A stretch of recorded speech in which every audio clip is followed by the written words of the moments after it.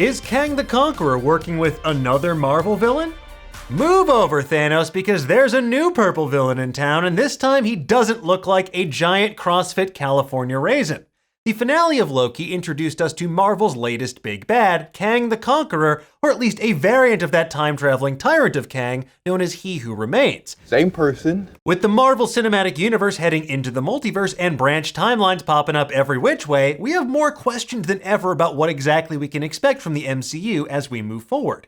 And while we broke down how the Loki finale could affect upcoming MCU entries and even introduce us to the Young Avengers at some point, today we're obsessing over a different theory, one that connects another Kang the Conqueror variant teased on Loki with a mysterious character that's popped up not once but twice now, in the Falcon and the Winter Soldier and in Black Widow. Contessa Valentina Allegra de Fontaine, better known as Val. Don't call me that. Now, if we're right about this theory, then it could be considered a spoiler, so if you're the kind of person that worries about that sort of thing, take a load off, grab an apple, and kick back and relax until this is all over. Don't tell me I'm a disappointment. Okay, let's get into it, shall we? Now, this theory that we first spotted via Inverse posits that Val isn't working alone to recruit her ever-expanding team of superpowered Avengers analogs. Rather, she's been commissioned by a variant of Kang the Conqueror, who is alluded to in Easter egg form in Episode 5. I'm talking, of course, about Mr. Griffin.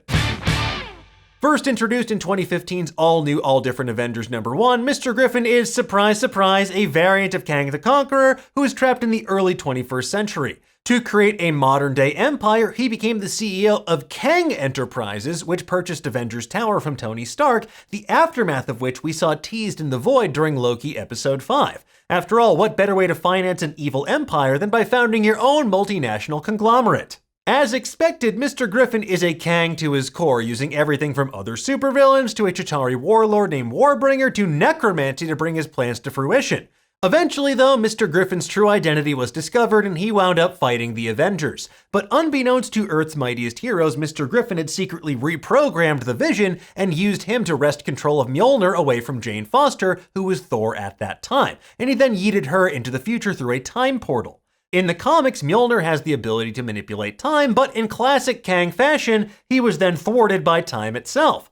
Thor used a version of her hammer from the future to travel back in time, whereupon she used the might of both Mjolnirs, present and future, to cast Griffin into the time stream. You know, because comics. So why would Mr. Griffin be trying to assemble his own version of the Avengers in the Marvel Cinematic Universe? Well, take it from He Who Remains himself. If you think he's evil, just wait for his variants. And considering that Mr. Griffin in the comics has no problems manipulating supervillains and Avengers alike into doing his bidding, having a high-powered team of superpowered people at his beck and call, that seems like a natural evolution.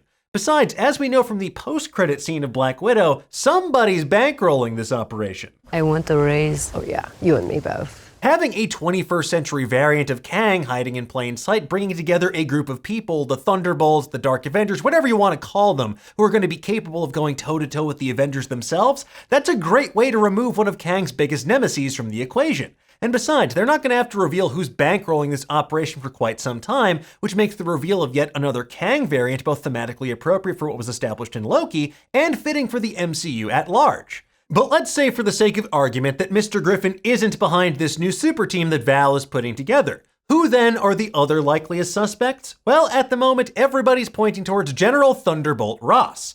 Given his difficulties in enforcing the Sokovia Accords in the wake of Civil War, and how utterly flat-footed he and his troops were caught by Thanos during Infinity War and Endgame, it makes sense this super soldier obsessive would want his own army of enhanced individuals to do his bidding. But the other top suspect is yet to be confirmed to join the MCU. With that said, given the events of Loki and rumors about his appearance in Spider-Man No Way Home, I feel comfortable floating his name here. Norman Osborn. What? And while he's something of a scientist himself, in the comics, Norman Osborn is the one behind the Dark Avengers initiative. In the aftermath of Secret Invasion in the comics, Osborn becomes the USA's top cop. He wears an Iron Man-style suit of armor, calling himself the Iron Patriot, and he assembles his own Thunderbolts-esque crew of villains and anti-heroes to replace Earth's mightiest heroes. So if they don't want to put all their Kangs in one basket, introducing another iconic villain like Norman Osborn, that would be a very smart way to go as the MCU continues to lay the groundwork for multiple ongoing storylines. Now, of course, there's a chance that Val could be bankrolling all of this herself, or there's another unseen benefactor behind the scenes, but even if none of these theories pan out, don't be sad, because it's about the journey, not the destination. And there you have it, folks. While we likely won't learn more about this particular storyline until Hawkeye hits Disney Plus at the earliest, there's a chance we could see someone like Mr. Griffin or even Norman Osborn appear as early as Spider-Man No Way Home. Whatever happens, just rejoice in the fact that we're going to get the Dark Avengers in the MCU at some point. When that is, we'll just have to wait and see. But in the meantime, though, we'll have plenty of other deep dives into the MCU to tide you over. But first, tell us, what do you think of this theory? Who do you think is behind Val's new super team? Honestly, I can't even imagine. Let us know in the comments below, and for the latest and greatest in the world of pop culture, stay tuned to Nerdist.com.